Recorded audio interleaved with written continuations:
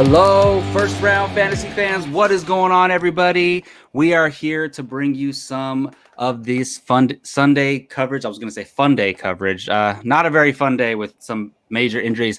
Look, man, I'm just expecting 2 or 3 major injuries every week. It's happened every week so far this year, but we'll get into that in a second. If you might have noticed, it's just a 2-man show today, Jacob and Justin.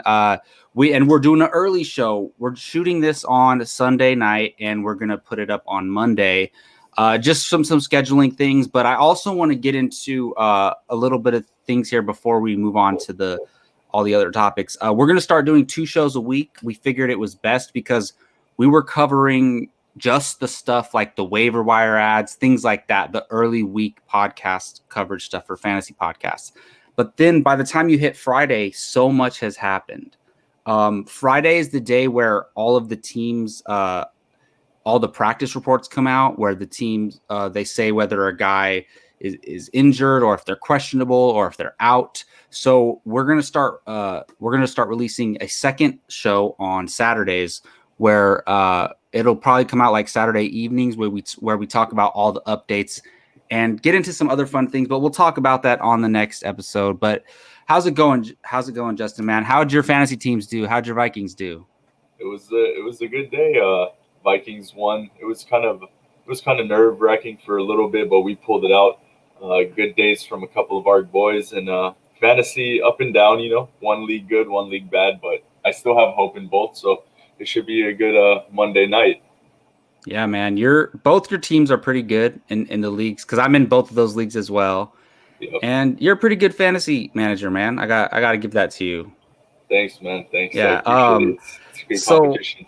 My Niners just lost. I got a podcast right at that was oh my goodness. I don't even know. Hey, I'm just happy we're still competing with all the injuries we've had, to be honest. Like, it's crazy. But first of all right. So I was listening to our ranking. Remember the rankings episode we did right before the season started? Me, you, and Joseph.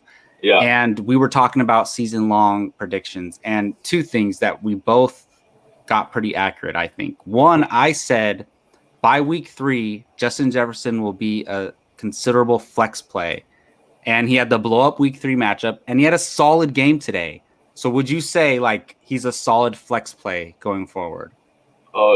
That's actually in my notes right here. I mean, I was waiting. I wanted to. We'll talk about him more, but I just want to say I was like spot on with that one, right? Yeah, that was on the money almost. And you said Kittle is the 1A tight end now after tonight's game. Oh my goodness! And the thing is, look, if you're just talking about catching balls and getting touchdowns, okay. There may be equal. Patrick Mahomes throws to Kelsey, whatever. But there's so much more that goes into it. Kittle's like the only real option on the Niners offense. Debo's still working his way back in. And Patrick Mahomes has so many weapons to throw to. He has Watkins and Hill and Mecole Hardman and even some of the other guys. Clyde Edwards-Helaire and Darrell Williams catch balls. So they're just feeding it to Kittle. Would he have 15 catches for over 150 yards and a touchdown? 16 targets, 183 yards. Amazing. And he almost caught that 2-point conversion. So Joe and I were like, no, it's still Kittle. I think you might, or still Kelsey Kittle, but you might have been right, man. That's crazy. Yeah. I mean, Kelsey is great too, but given the factors you mentioned, Kittle is just going to be funneled left and right over there. So yeah, this week was a good show for him. Yeah, he's a beast. Well, let's get into the unfortunate part of the show, and that is the injuries.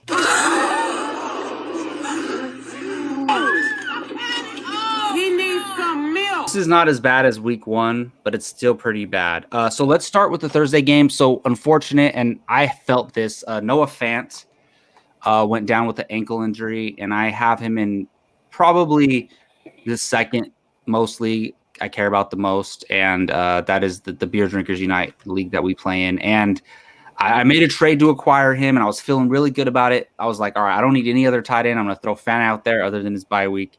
He gets injured with the ankle injury. He was having a solid game before that. So it looks like the initial report was that he was it's minor, but the coach always says that. So that's like Adam Schefter texting with his contact with the Broncos and, oh, he's fine. But they always say that. And then the real news comes out. He's going to be out multiple weeks. Not much to say here other than it sucks because he was one of the most exciting tight ends, like a guy who could have and might still emerge as a top 5 guy just for years to come. And it kind of sucks. You got to try to find a replacement. And luckily for me, I was able TJ Hawkinson was still available in that league, and I went and picked him up. So I got him as my backup for now on. But I mean, replacement. How do you think that affects the Broncos? Like, what do you feel about the Fant thing, man? Yeah, Broncos are already hurting, and no one wanted to see this. And the worst part is they missed Drew Lock, and he's supposed to be back next week too. So it was kind of like just we could have seen what happened the first couple of weeks continue, but hopefully he rests up. He's back week 6. He's going to be out week 5, but yeah, he's definitely the most promising tight end that we saw coming up from 19 to 20. So sad to see that. No, for sure. And it just sucks because every team has at least 1 or 2 fantasy relevant players that you're excited, even no matter what the matchup is, you're excited to watch the game because somebody has that player in their lineup. And other than Melvin Gordon, that was like their only real relevant guy. I do like Jerry Jeudy. We'll talk about him in a little bit here, but he's not like set it and forget it type guy. So it kind of sucks in that sense. But all right, so now some big ones. We have Nick Chubb, and I smirk because it sucks. Like I have Nick Chubb in a league, and it's definitely sucks. So Nick Chubb went down with a knee injury, and we haven't had any update yet, I don't think, other than he is going to miss. Actually, I don't think there is a real update yet since he went down in the game. But I did read that he's going in for MRI, I believe. Yeah, so the thing is, the source that I read said fantasy managers should expect bad news. And because I didn't see it, but so the thing is, and this is why I think a theme that you're always going to notice with first round fantasy for most of us on the crew is that you have to handcuff players, especially when I don't even consider Kareem Hunt a handcuff. He's his own fantasy role. Obviously, he's been a top 10 running back this year so far, with Chubb also being in that range as well. And so if you drafted Chubb, not to say that it was the most easiest thing to do, but you should have kept an eye out and drafted Kareem Hunt, or at least tried to acquire him in a trade for this reason. Because if you don't have that handcuff, you're kind of screwed. And the person who does have Hunt is now looking at a possible top 5 running back going forward. And we don't know the significance of the Chubb injury. And we're not doctors, so we're not going to analyze the physical part of it. But what do you think, man? If he's out for a couple weeks, if he's out for the season, how do you look at the situation? Well, my source, what I was reading, say that they think it's not a tear, so hopefully it's good. Okay. But yeah, like you said, Kareem Hunt, he's a handcuff while at the same time a standalone, so he's a very expensive handcuff and a very high draft pick you had spent to secure exactly. Because I had them both in a league, and I took Hunt in the 5th or 6th round, so it's not I think the Hunt owner is gonna see, like, he had a great game today, 2 touchdowns. Yeah. Chubb needs to get back out there quick, but if you have Hunt, his stock just went up pretty much, and still when Chubb gets back, it's standalone value for him too. So if you have both, you caught a break because you can at least supplement one, but you have a big hole to fill with Chubb missing some weeks. Yeah, and being a manager that has both, I want them both to be healthy, to be honest. Oh, yeah. Even though, look, the idea of Kareem Hunt being a workhorse again on that offense, which looked really good today, is exciting. But if you're telling me, would I rather have 2 high-end RB2s in my lineup every week or 1 RB1? I'll take the 2 high-end RB2s because I have them, then that second spot is way stronger than whoever I'm putting in that second spot. So yeah, that's the difference. Yeah, you want them both, but I rather take those. I still think Chubb was RB1 value, but say they're top end RB2, mid RB2, you now have to fumble and see who can I fill in when they were both set and forget type players. Exactly. That's going to be a problem. Yeah, for sure. And Yeah, so we'll just have to wait and see what the official word on it is. I mean, there's nothing to do. Kareem Hunt's already, rostered in every league that everybody plays in. So whoever has him, if you had him as the handcuff, great. Whoever has him without Chubb, you just got a huge boost there, at least for a couple weeks, I would say. And we'll see what ends up happening. So another major injury, which also hurts, is Austin Ekeler with a hamstring injury. And we do have an update on this. Adam Schefter reports that Austin Ekeler, hamstring and knee, is expected to miss multiple weeks. Man, this is a tough situation. So the thing is, I feel like, Joshua Kelly isn't that as high of a priority as Kareem Hunt was if you have Chubb, but I still think if you have Ekeler and Kelly was out on the waivers, you should have grabbed him a long time ago. And if you're like me in a situation where you have Ekeler and the manager who had Kelly is not willing to trade him, then you're kind of screwed. But this doesn't look good. And the thing for me is, when a player's injured and they're out multiple weeks, like we've seen the Julio situation, the Adams situation, the Thomas situation, I don't believe it till I see it when they come back, to be honest. They're practicing limited and then they're out this week. So I don't feel good about this. Even if he's out, if they say he's out multiple weeks, I still don't feel like who knows when he's going to be back. What about this one, man? Yeah, this is tough. He was handicapped having to play with Tyrod Taylor, and then he got unleashed, and you saw that what he can do, especially in the PPR league, what he can do. And then watching this, I heard it was a really bad looking injury, and he was walking on crutches pretty short after. So time will tell, but you should expect a couple weeks gone, and hopefully you do have Kelly, like you said. I'm not sure if there's another running back you want to pick up over there, as they'll be splitting, but it might be worth looking into. But yeah, tough injury, tough loss, and they were clicking pretty well.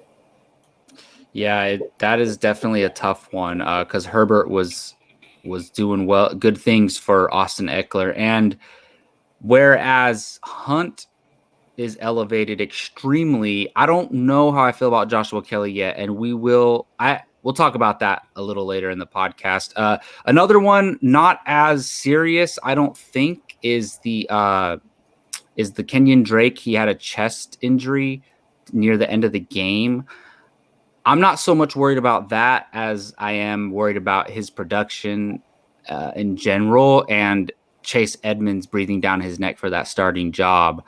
Again, if you don't have Chase Edmonds and you had Kenyon Drake, I don't know what you're doing unless somebody else drafted Edmonds or is rostering Edmonds. You're pretty close to this situation as far as a fantasy manager, Justin. So how are you evaluating this Kenyon Drake situation? Yeah, I just traded a good deal for Drake, and I was hyped to see a good favorable matchup. And I did watch a lot of this game, and it's not so much his fault. I saw a couple good runs. His production was obviously poor today, but the Cardinals' game plan is just really scripted, and you can tell when they're going to run down the middle. You can tell when they're going to have a nice 2nd and 8. They're going to throw obviously type of motions, but I really feel it's like last year. He had a bad year with Miami, then he broke out, and they started utilizing him more. I think it's going to take that one game to click with him, and then he's going to come back and be that nice PPR back we liked. But I don't think the injury is too serious. I think it was just the game was kind of over. They didn't need to risk anything else. Might as well take a precaution on their starting running back. But yeah, I hope his production goes up, not only for their team, but fantasy, because a lot of people drafted him early and expect big things. So it's been really disappointing. Yeah, man, this is one where I was not high on Drake coming into the season. Of course I was high on Drake last year near the end of the year. He was killing it. But coming into the season, I was not high on Kenyon Drake. I know Joseph was a huge fan of him. He loved him. He wanted him in every league, and I was just worried. I didn't think that he was going to be that workhorse guy again. And also what I saw is Kyler Murray is going to vulture touchdowns from him and from Chase Edmonds. So that's what worries me. And we noticed this with like Dak Prescott, right? Where he vultures touchdowns from Ezekiel Elliott. And I learn a few lessons every year in fantasy football. And it's not that those things didn't exist before. It's that I'd start to realize them more clearly. And that's like, not that I'm going to degrade Zeke's value because Dak is going to vulture touchdowns because Zeke is just so good on his own, even if he doesn't get touchdowns. But like a Kenyon Drake, you got to take that into consideration. When you have a rushing quarterback, that's going to happen. And it's kind of like the New England situation. None of those running backs are going to have goal line value because Cam Newton, when he comes back from the COVID-19 list, is going to just vulture all those touchdowns. So I don't know. In general, I'm more worried about him sharing the backfield with Edmonds than I am the injury. So, and it hasn't been reported to be anything serious either. I don't think it's going to be a share. He's still a worse workhorse back. It's just like, if you watched the game today, you saw it's as if they don't trust Kyler Murray to make read options. It's like, we call a play, he goes to his first read, and that's it. And then if they run it, it's coming. It's a weird situation. I think it'll figure itself out. I will speak on this later if we get to it, but they play the Jets next week, and that's kind of make or break for me.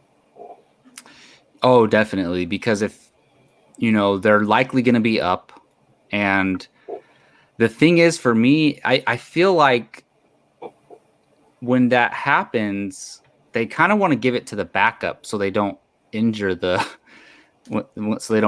starter. So I feel like if they're up big, they might just let Edmonds run all over them. Well, you hope that the reason they're up big is because of him. That's what we have to see. What you're saying is true. Like hopefully Drake has 80 yards and a touchdown and 6 catches, and then by the third quarter, and then they just let Edmonds run all over him. Yeah, definitely. It was a weird situation. He got jacked up, got taken off. Edmonds came in. They got to the goal line, and they threw a little fade to Edmonds for a touchdown. And I was just thinking, could that have been Drake? I don't know. It could have still been Edmonds, but really, really weird opportunities going on over there. So it's definitely next week for me. Is it? Yeah, for sure. And it could develop into a situation where they're both usable, to be honest. It could be a lesser Hunt and Chubb, honestly. Not that they're the same players as them, but in a sense where, like, both value. Drake is a solid RB2 and Edmonds is a flex option. That's totally possible. I hope to see that, but so far it's looking off. But yeah, you got to keep an eye on it. We'll see. And just one more thing, unless I'm missing something, OJ Howard went down with an Achilles injury, and he's likely out for this season. Not a lot of people were starting OJ Howard in their starting tight end spot, but obviously this gives a boost to Gronk a little bit. Suddenly, even though Gronk didn't have a great game today, he's suddenly rosterable after last week and this weekend with the injuries to Godwin and Howard and things like that. So just if you really need a flyer, Gronk might be an option there. Yep. All right, let's get into these possible waiver options. And we know it's kind of early, but we only have 2 more games left after this, and we will preview Monday at the end of this episode. But let's get into our waivers of the week.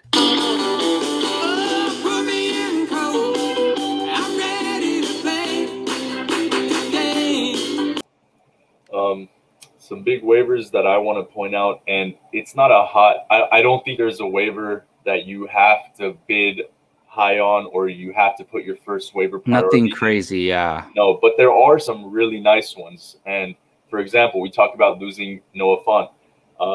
Schultz, Cowboys, they like him, they use him. If I have Dalton Schultz on my list as well. That's my number 1 pick. That's who I need to get because you see what's going on in Dallas. They're throwing. They're coming from behind. They use their tight end. You think he's worth picking up? Would you start Schultz or would you start Gronk?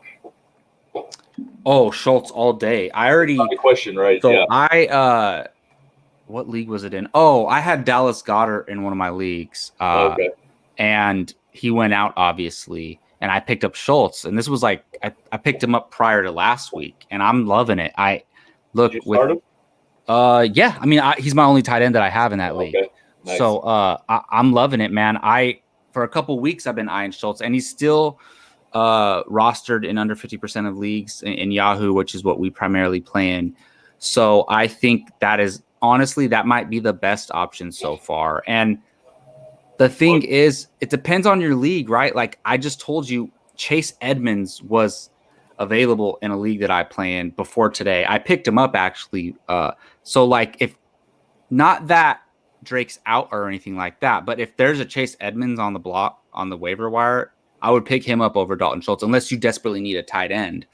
But I also so and that's the thing. I think there's a possibility that Edmonds ends up as a starting running back there sooner rather than later. I think there's a possibility. So if Chase Edmonds is out on the waivers, you better go grab him, even whether you have Drake or not. But after Edmonds, I had Dalton Schultz as my next best waiver ad. And a lot of these, there's guys where we're going to talk about on the waiver wire segment every week because we'll talk about a guy and maybe he still doesn't get picked up enough. So we need to talk about him again the next week. And for me, it's T. Higgins. He didn't have a great week this week, but there's several things for me. And there's so many injuries going on. And even though wide receiver is deep this year, I mean, like it is most years, but it's extremely deep.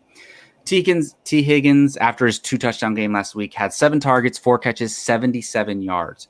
Look, Joe Burrow is, he's really good and he's throwing a lot. And we don't see AJ Green producing at all. And AJ Green was actually banged up a little bit and was sitting out on some of the snaps later on in this game earlier today.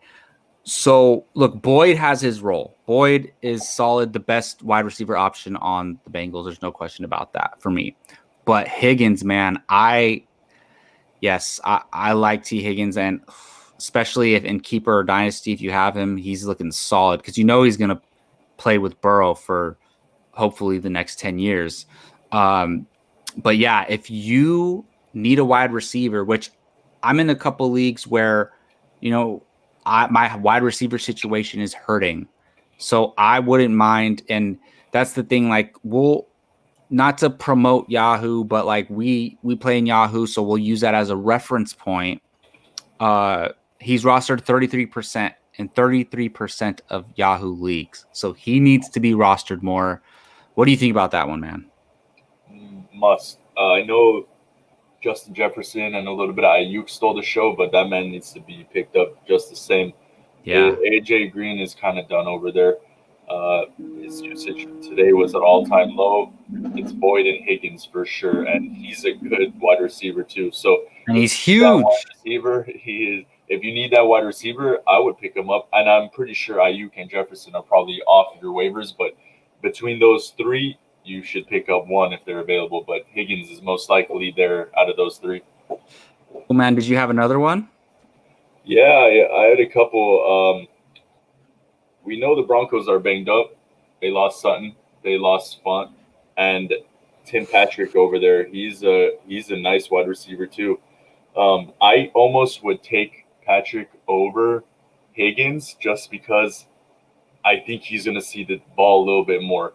And I watched that game. He's a good wide receiver. If Mixon gets going, we can think that takes away a little bit of the passes and a little bit of playing behind as much as they have. So I almost prioritize Patrick a little bit more. What do you think about him? Yeah, I think that's a good speculative ad. He saw a lot of targets this week, and he produced, and I just, I don't mind throwing him at the end of my bench. He's not a guy I'm like super excited about. I want to see it a little bit more, but I do definitely think people should keep an eye out for him for sure. Yeah, and in deeper leagues, another guy, Chenault, he's a good rookie too, right? Yeah, how did he do today? He had a nice game, not a DJ Shark game, but he had a nice game.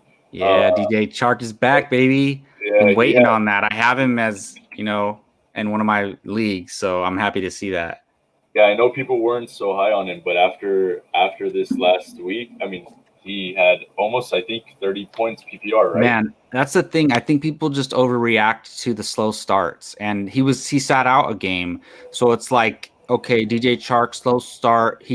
First of all, he caught all of his passes prior to sitting out last week, but then also, look, he's a big guy. He's their number one option, and he's like dead in the dirt. Like I have him in a league. I couldn't get any value for him in a trade. Nothing. Everybody just assumes. And now oh, I can get all the value for him because he just had one big game. It's crazy how fantasy works. And I do that too, to be honest. Yeah, that's how it is. Early in the week, we don't have any track record really. So if you have a bad game and then you sit out, it's bad. But this game, he just got his value back. But I'm looking at Chenault right now. 6 targets, 5 catches, 86 yards. Really nice outing for a flex play if you're in a pinch. This is a rookie wide receiver here like I've never seen. So hopefully a couple of these guys are on your waiver wire and you need it, go get it. Yeah. So look, and this might be hard to believe, but I think this is understandable. Scotty Miller is rostered in 16% of Yahoo leagues. Now, look, I'm a victim of this because I dropped him in a league where I have Chris Godwin, so I'm very upset today. But I will say it's understandable. 2 okay games. Last week was pretty good, 3 catches for 83 yards. But the thing is, Godwin's out, and he was injured. He was questionable all week. Yeah. So do you feel comfortable rostering him or another guy you know is going to play? So I understand why people weren't rostering him, but those who held on to him, good for you. But the thing for me is when we're talking waivers, typically what most outlets do is if they're rostered in under 50% of leagues, then they can be talked about as a waiver ad. So Scotty Miller at 16%, he better be above 50% going into next week because I got to disagree with you on that. Really? I'll tell you why. All the guys we spoke about prior, I prioritized over him. Well, let's look. So Godwin plays week 1. He has a decent game. So does Scotty Miller, right? We lose Godwin week 2 and expect that's when we all talk Scotty Miller. Let's pick him up. Let's start him. He's going to take that role. He does. He has a dud. Godwin goes out week 3, but they both still had a decent week. And now Godwin was fully out, and he has a really nice week. I'm looking right now, 7 targets, 5 catches, 83, and a touchdown. If he can do that, I definitely want him. That's what I think we're going to see more of. I don't want that decision every week because Godwin's going to – I'm almost guaranteeing Godwin's going to be back next week. I don't think he is. That's where we disagree. I don't think Godwin's going to be back. And with my luck, he's going to be out for the season or something. I don't want to say it, but he's one of them. I know. I have him. I traded him to you, and I have him in the other leagues, so we feel the same pain. Trust me. But I'd rather go with the other guys we spoke about. No injuries. We understand who they're competing with. They've become their roles, so we know that nothing's going to change, barring an injury to them. You know what I mean? Yeah.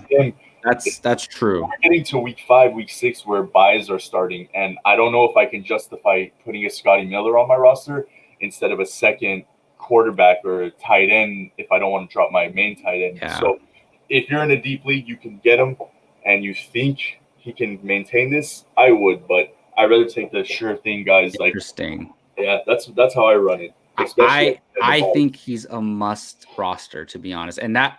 I think that's good to disagree on these things because we give people different perspectives, like some people might think like I do and some people might think like you do. So that's good. I just think after that game, I think he has to be rostered. And then if Godwin's out, start him. That's how I view it.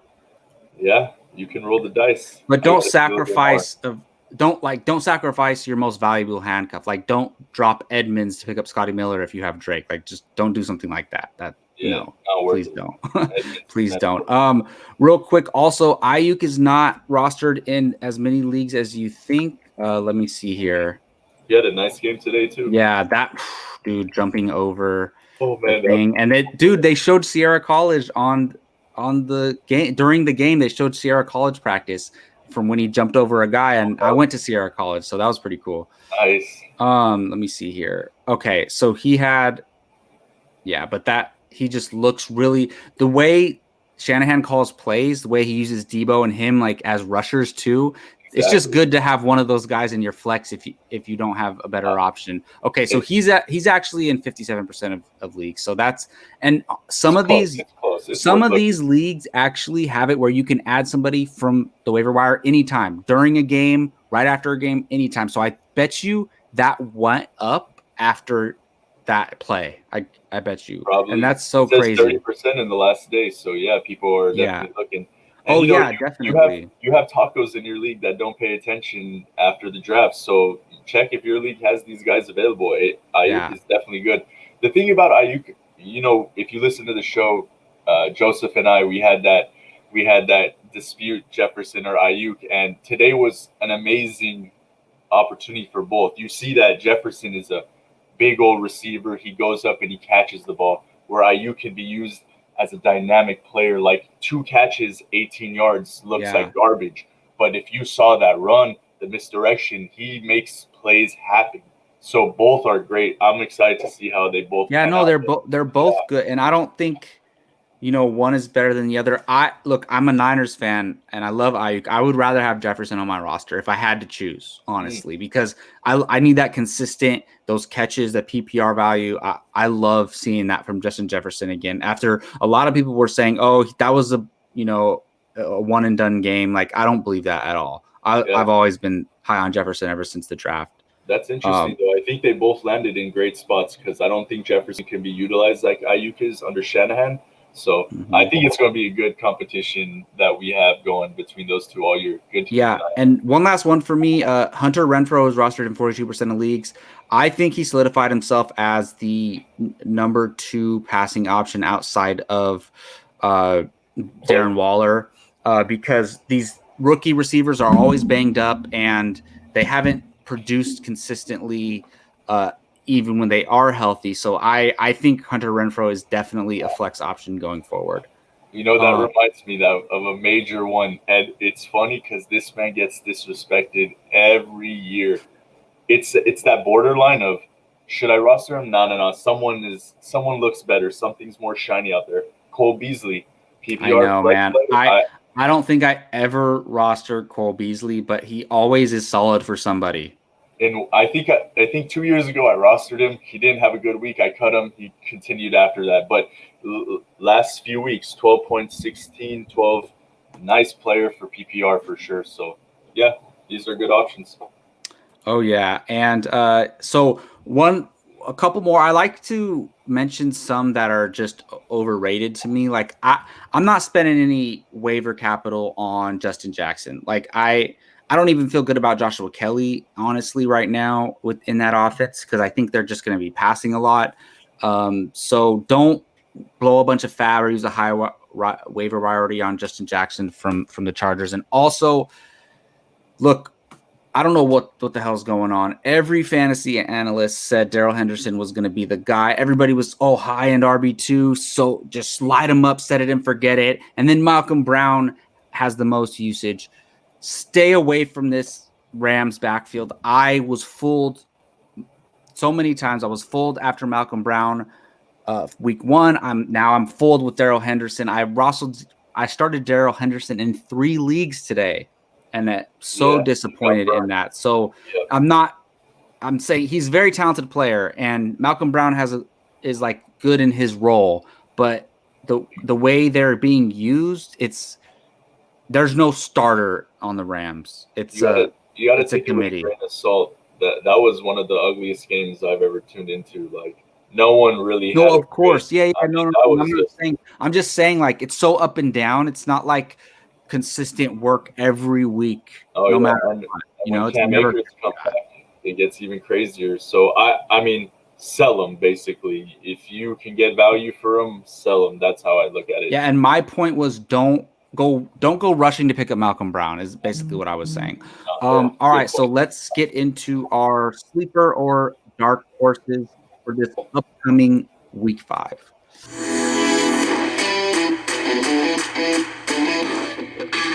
First round fantasies dark horses of the week.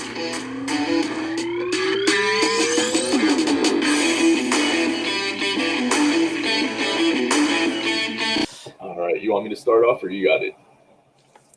Go ahead. So basically what we do is we pick one guy to go with. You can name some other options, but let's if you had out of your choices, who's your one guy? I'll name my one guy, and then we'll talk honorable mentions. All right. I didn't know we had to pick one, but if I'm going with one, I got to go DJ Moore against the Falcons. The reason I say that is because the Falcons, I did a little homework. I looked into the history and how slots work against the Falcons, and they seem to have a pretty good day.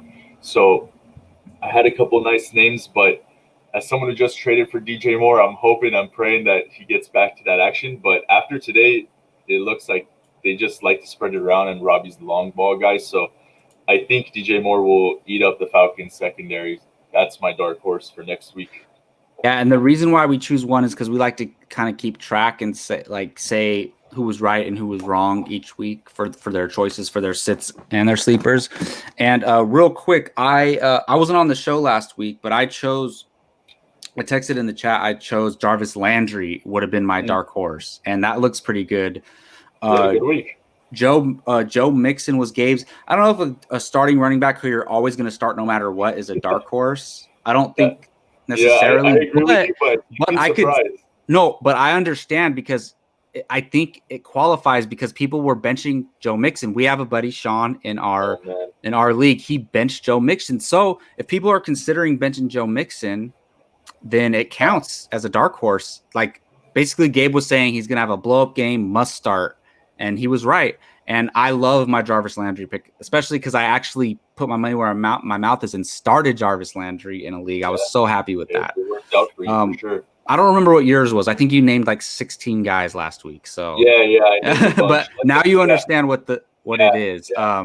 Okay, so you know who my number one was? It was DJ Moore. That's crazy. Really? It was, but I have backups as well.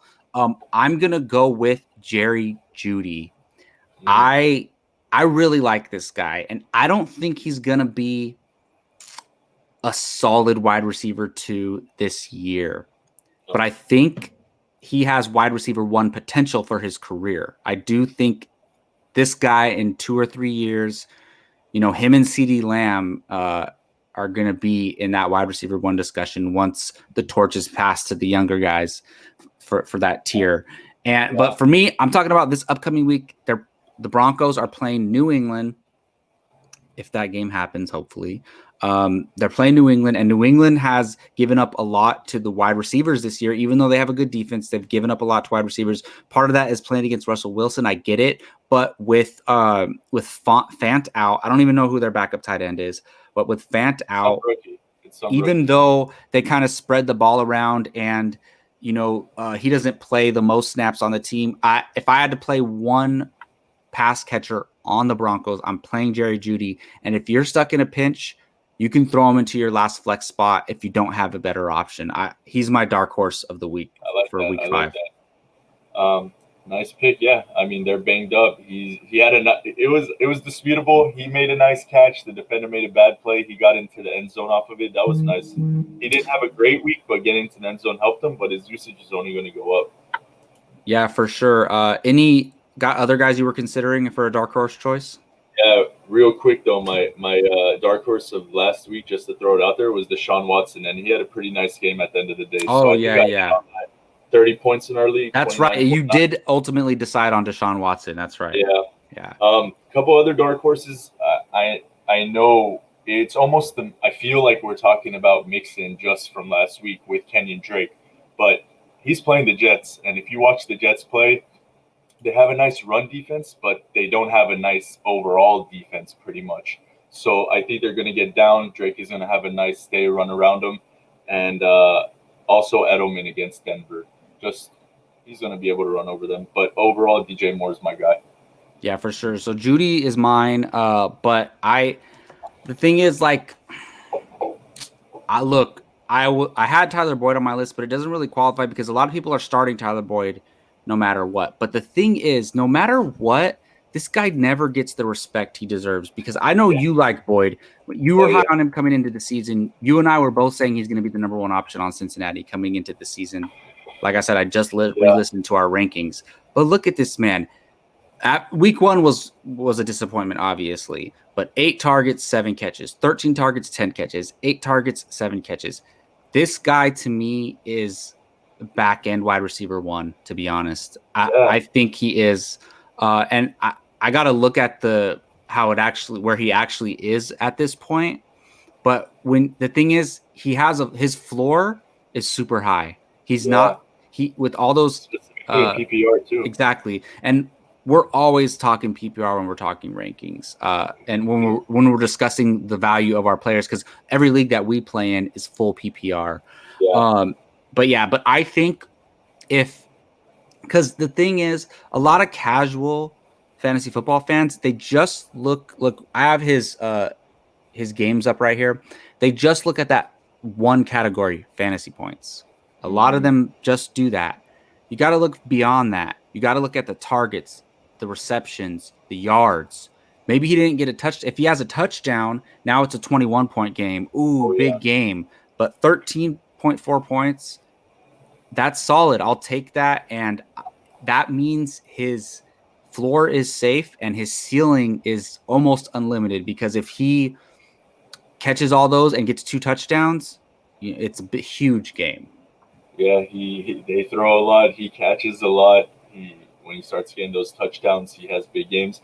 It's funny because I was desperate for a halfback, and Myles Gaskin came up, and I was offering Boyd for any of these lower end halfbacks, and everyone said no. I'm not doing it. Not for Henderson. Not for Gaskin. That's what I'm talking about, man. Nobody values Boyd. It's crazy because I'm thinking, who would I rather have, Boyd or DJ Shark? I guarantee 99% of these people will say, give me DJ Shark, but who's overall more consistent, outperforming? Boyd is amazing. So if you have him, keep him. Sadly, no one's buying him, but that's a good thing for you because this man is week in, week out putting it up. I'm happy you brought him up. Yeah, man. He's I'm a big fan. I've been a big fan of Tyler Boyd for years. He's so undervalued. And man, you mentioned DJ Chark. So in one of my leagues where I'm now 0-4, which is ridiculous, but I have Kenny Golladay, DJ Chark, Tyler Boyd, and Devontae Parker. Those are like my 2 receivers and my 2 flexes, but it's a half-point PPR. So that's probably why I'm 0-4. Yeah. And I don't have a lot of running back. And that's where I started Darrell Henderson, of course. So that'll do it. Yeah. Definitely. All right, so let's get into our Fool's Gold of the week. You are out of here. Whatever. I don't really care. I'm just gonna sit this one out. Again, so this is gonna be one player who we're riding with as our Fool's Gold, and this is whatever Fool's Gold means to you. Does this mean don't have high expectations for a guy that you're starting no matter what? Like a Joe Mixon type before this week, right? Like that could be like just lower your expectations. Or it could be it's a guy that a lot of people are going to be starting, but you could comfortably bench him for somebody else. So who would be your Fool's Gold of the week going into week 5? It sounds very generic at this point, but he had an amazing week. It was a weird week. Odell Beckham Jr. This is what I'm saying. If you watched the show last time, I think we spoke about starting your studs. I don't know why he still holds that name as a stud, but he does. I guarantee. And he definitely does. And the thing is, now it's even more so, because now, like to a lot of fantasy managers, he's untradeable, or give me Ezekiel Elliott for Odell. Like now that's how people are going to talk. Let me ask you, rest of the season, Odell or Tyler Boyd? Man, and the thing is, looking at this game, it's hard. Like even for us people who are intelligent enough to know it's a mirage, it's still hard to get over these big weeks, right? But the logical voice inside my head is yelling Tyler Boyd. Yeah, he was it's a close one. I'll say this: if you need those boom or bust plays, Odell's your man. If you need those, hey, give me 15, give me 22 every week, Tyler Boyd's your guy. So, but as far as Fool's Gold, like you said, give me the Zekes, give me the Dalvin Cooks. If you're that OBJ owner and you know people in your league like him, sell them. Get rid of them. Well, this is the perfect definition of Fool's Gold. This is what it should be. Something where you're looking at this, people see that big game and they're tricked into thinking that like he's amazing, but he's not. So it's Fool's Gold. Would you think in any world an OBJ fan would trade him for someone like a Tyreek Hill if he has a medium game tomorrow? I really hope not. But and before, look, I It's think more Odell nasty, Beckham right? Jr. is a very talented player, and I'm actually a big fan of him personally. But I just think on this Browns team, it's so inconsistent. Like he's just, Spread and the I'm love. talking about as fantasy. Yeah, I don't feel good about him. But yeah. I Go shop look. him The around. thing is, I Guys, think, this is the let's response. say there's a guy who's hurting at running back, right? A manager hurting at running back, and then Tyreek Hill has a subpar game, like 10 points or whatever. But watch, the thing is, what I told you, how people only look at the fantasy points number. 10 points can mean something totally different depending on the game, right? 10 points can be a touchdown, one catch, and a touchdown, right? That could be 10 points. One catch for 30 yards and a touchdown. 10 points can also be 5 catches for 50 yards. Like I'd rather have the 5 catches for 50 yards type Yeah. guy because he could easily get a touchdown and make that 16 points. Yep. So yes. Here's a good one. Here's a more realistic one. If you're the Odell owner, do you call the Diggs owner and say, let's make a swap? How was Diggs? Diggs had a good game still. I know. Diggs is just solid week in, week out. He put I mean, dude, on the 6 and 115. That's great. In an end zone target, he's exactly. one. That is the perfect. If I had Odell, and I would make that trade for Diggs because I feel way better about Diggs for the rest of the season, to be honest. But you know what's funny? The Odell manager would not do it. For most Odell managers would not do it. I guess if you draft Odell ahead of Diggs, you still don't make that deal. This is what they waited for. So, yeah. No, dude, fantasy managers are stubborn. Fool's gold, in my opinion. Look, don't hate us if you do this, but if you have Odell, go trade him for Diggs. And the thing is, you know what I realized real quick? And, when you go to offer a wide receiver for wide receiver trade, right? That fantasy manager might be like, why? Like they're both, wide receiver, the top wide receiver on their teams. Like, why do you even want to do that? Yeah. So you kind of got to disguise your trade in another way. You got to be like, okay, hey, I need a tight end. You have 2 tight ends. So let me give you Odell and Myles Gaskin for, Diggs and TJ Hawkinson. Just not that that's a fair trade or whatever. I'm just saying, like, for example, right? Disguise your trade in another way so the person you're trading with doesn't get suspicious. Like, wait, why does he want to trade Diggs for Odell? Because they're thinking, oh, Odell's way more valuable. So don't show your hand, basically. That's a really good point. You need a proposition. You need to mask the truth. And it's not manipulation. These are tactical. Those are tactics. And it's not, there's nothing wrong with doing that. It's a game, right? It's a fantasy football. There's, when it comes to tactics and waiver pickups, trades, it's a game of chess. And you're just making those right moves that are going to pay off maybe later on in the season or something like that. So, like I said, disguising trades, which is something I've never heard anybody else talk about. I know I do it actually a lot because I don't ever go, hey, let me trade you Zeke for Kamara. Like, it doesn't make sense, right? Like, I know if there's preference based, but that's far and few between. You don't usually like even, and let's say this was 2 weeks ago before Kamara established himself as the fantasy MVP so far.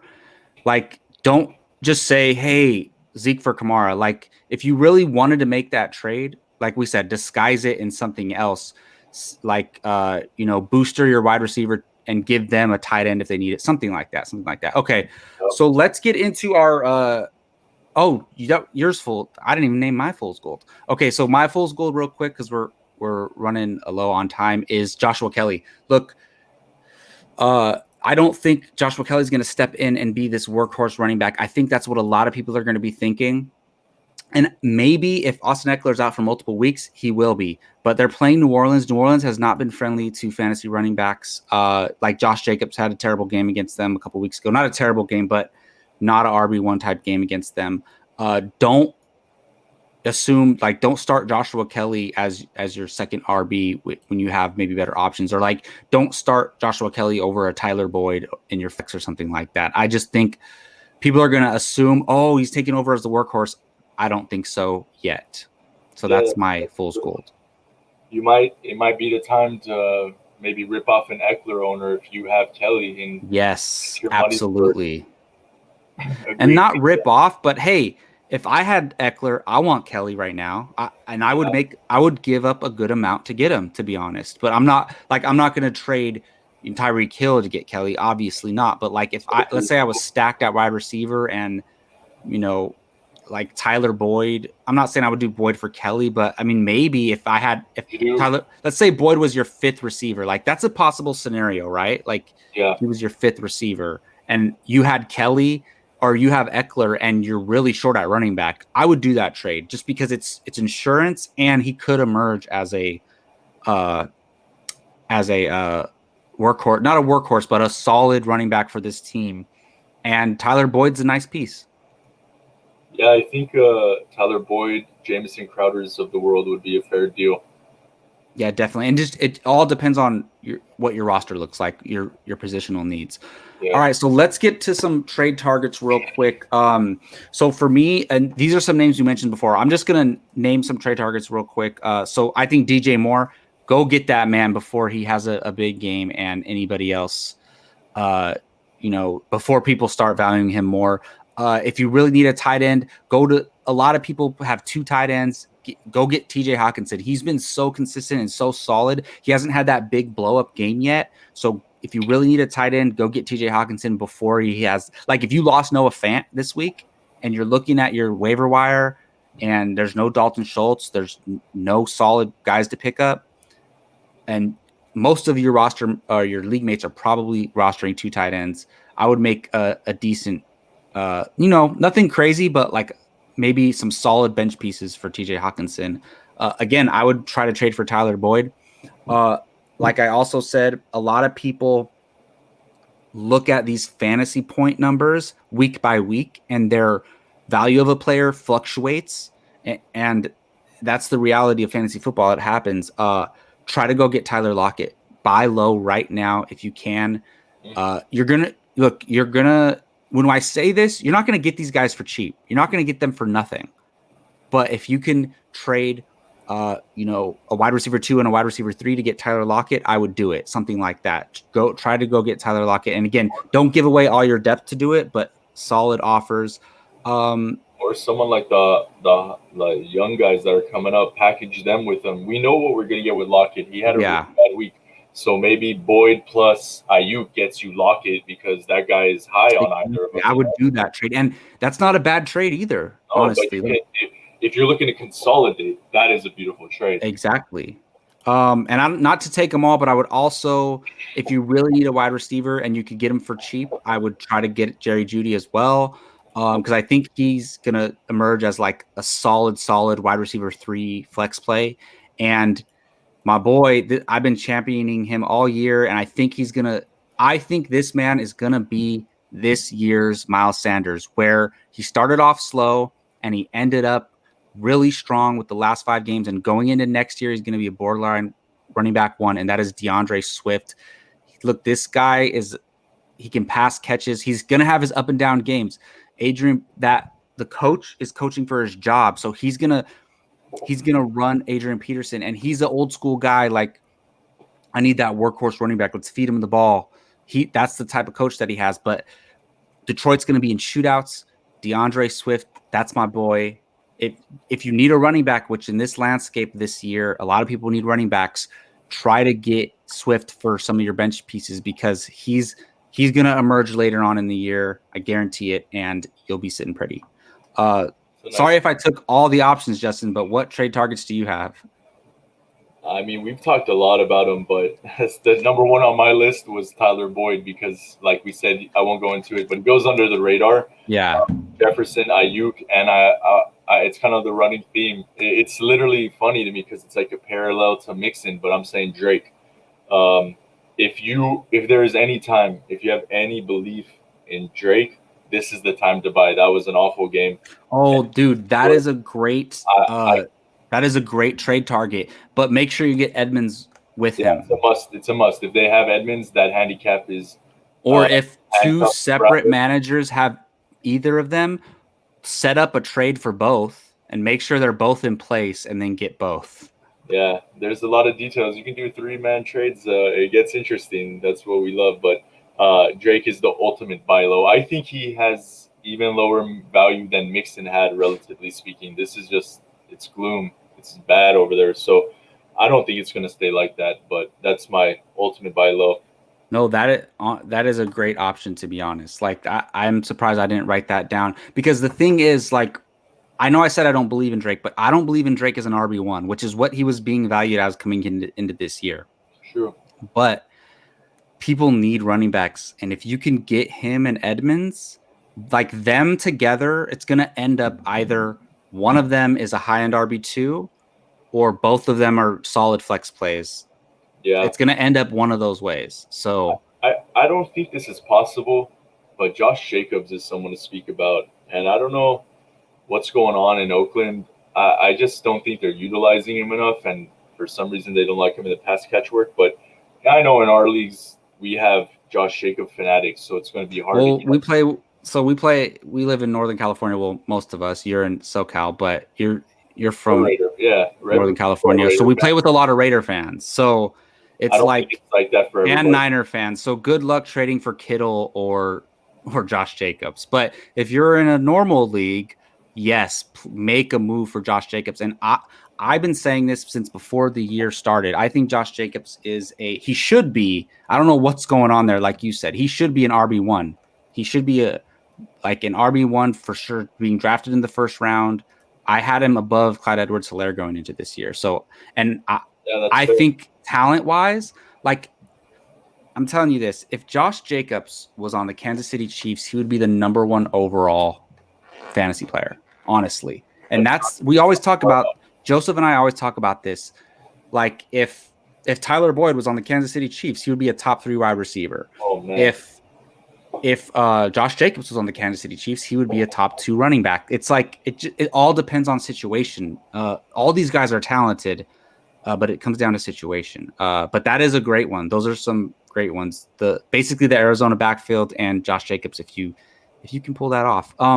Real quick, we talked a lot about Edmonds here, and I don't know how you feel about Edmonds, because you seem to believe that that Drake is still the guy and Edmonds is the backup. Mm-hmm. Right? Yeah, the reason I think that, I watched that game, they got whooped from the start. So they were playing from behind. Edmonds got that touchdown. Without it, he still has a decent receiving game, but it's not a 15 PPR game. So Drake still got above 13 carries, I think. So he's the man. I don't think they're going to give up on him. They obviously traded David Johnson because they trusted him. So, again, it's going to be that blow-up week. Okay, we're back at it. Don't expect 30 points, but a fair 15 to 18 shouldn't be too far out. I do, like you said, think it's worth getting Edmonds just to hedge your bet. Good luck after this week, because the Edmonds owner, if you don't own him, is chopping at his lips thinking that something's coming up. Yeah. It's going to be expensive. For sure. So the reason I brought that up is because my original trade keep cut, and so Gabe usually does trade keep cut. He mentions 3 players and you got to choose one. And I was under the impression that the Drake injury was more serious, and apparently it's not. Mm-hmm. So I had Edmonds, Hunt, Kelly as my trade keep cut. But let's just do Drake and Edmonds together. So a bunch of them. But I'll just say Drake, Kareem Hunt, or Joshua Kelly. So trade keep cut. Yeah. I would go keep. Kelly, you got to cut. Hunt, if you want to bank in on the Chubb injury and you don't own both, trade. You got to keep Drake and Edmonds. Yeah, for sure. And I agree with you. I think you can go either way, right? Like you got to cut. Well, the thing is, if Ekeler's out like for 3 weeks or more, that would suck to cut Kelly, but you have to cut one of them, right? In this situation. So I would also cut Kelly. You could probably get the most value for Hunt right now. Mm-hmm. And then you keep Drake and Edmonds and figure that situation out. All right. So another one. So older, semi-disappointing wide receivers. Trade, keep, cut. AJ Green, Julian Edelman, T.Y. Hilton. Okay, for sure you're cutting AJ Green. This is it. It's done. We spoke about it. I don't think anyone's going to give you value for a trade, and you definitely don't want to hold them. Yeah. Trade, we spoke about like disguising packages. Perfect possibility could be for T.Y. Hilton. That desperate owner could be, oh, T.Y.'s great. He's had years. He can do it again. It's just a slow start. Package that up, make it look nice and pretty, and get yourself something better. He's not going to be the focal point of that trade, but a beautiful throw-in to that owner, in my opinion. Make a good point. Also, trade offers take a bit of salesmanship as well. So you got to be able to, convince the trade partner. Oh, yeah, a lot of convincing. And I'm keeping Edelman. Love the man. Great for the PPR life. He had a bad week, but before that, he had 2 amazing weeks. So yeah, he had an amazing week and a good week. So keep Edelman. No need to trade him. Yeah, and again, like I don't want to cut any of these guys. Like I wish I could, because a lot of people still value AJ Green's name and they just think he just is not playing well or something. But so I would also cut AJ Green. It's tough because I don't think you can get a lot for T.Y. Hilton right now. So I might trade Edelman. He had that big week. A lot of people still view Edelman. But the thing is now with the Cam Newton situation, who knows how that's going to go. But I would trade Edelman. I think he just has more value right now. And then I would keep Hilton and hope for the best because he's the number 1 wide receiver on that team. So I got to believe it's going to shake out eventually. Is he? I don't know. That is one of the most interesting teams. I mean, but there is no wide receiver on that team. I know, it's weird. It's almost as if you don't want any of them. But let me ask you. Let's put them in let me put them in a bank real quick. Rank them in order. Who has more value to least value? Hilton, AJ Green, Brandon Cooks. Hilton, AJ Green. Man, don't talk about Brandon Cooks with me. Don't talk about Brandon Cooks with me this week, man. I started Fuller and Cooks in a league. Okay. But he still holds that name value that you can't cut. And the thing is, I don't think he is cuttable either because he's still going to look. A lot of people forget bye weeks are coming, and we felt them this week, obviously unexpectedly, but bye weeks are coming, and there's going to be times where like, damn, your whole bench is on a bye. Like you have 5 guys on a bye week and you have to throw Brandon Cooks into your flex spot. And he's not going to get 3 catches and put up a donut. It's less likely going to be that situation, but this week, I know, man, listen, that is so tough. Okay. So I still put AJ Green at the bottom. Okay. Yeah. I still put AJ Green at the bottom. And you said AJ Green and who? Cooks. Oh, some vets that. Oh man, still writing their name value rather. Okay, there's too many options in Cincinnati. There's a lot of receivers, so I'm going AJ Green lowest, Cooks second, Hilton still number 1. I mean, I don't like any of these guys right now. And to go to your point, I disagree with you. I guarantee one of the wide receivers we spoke about, the young guns, the ones that are coming up, even the Cole Beasleys, I'd rather start any of them than those 3 guys after what I saw this week in the past 3 as well. So, yeah, they're all-time lows for me. I can't get it. I don't think you can get anything for them. They're at best package, throw them in something to give them name value recognition. Yeah, man, I'm at the point because like I'm in a lot of leagues where like I can't get any trades going. And I'm at the point I'm just cutting guys. I cut AJ Green in my dynasty league this week. And the thing is, it's a 10-team dynasty league. And I know a lot of fantasy experts play in 12-teamers and larger. So like they would say cutting AJ Green is crazy, but it's a 10-team league. I'd rather hold a young guy with some potential than roster AJ Green. So I'm just like, if I can't get any trades with people, I'm just cutting them now because what am I going to do? I'm not just going to hold a guy just to be stubborn nowadays. But real quick, let's look at our, I know you weren't really a part of this, but before you joined the team, Justin, we started a podcasters league. So these are a league with all fantasy podcasters, not anybody big, but young up and comers. And this was our matchup this week. This is our matchup this week. So as you can see, it's a pretty close game. We still have a chance to win. We made some questionable choices. We benched CeeDee Lamb, which I would have started CeeDee Lamb over Ayuk. I didn't set this lineup. but it's still looking pretty close. Hopefully Rodgers and Jones can pull it off for the win over the Fantasy Bulletin this week. So there's our check-in on our league. And let me look here. I don't even know. Get the start, but that's a hard choice to make. Yeah. I would have went CeeDee Lamb on that one for sure.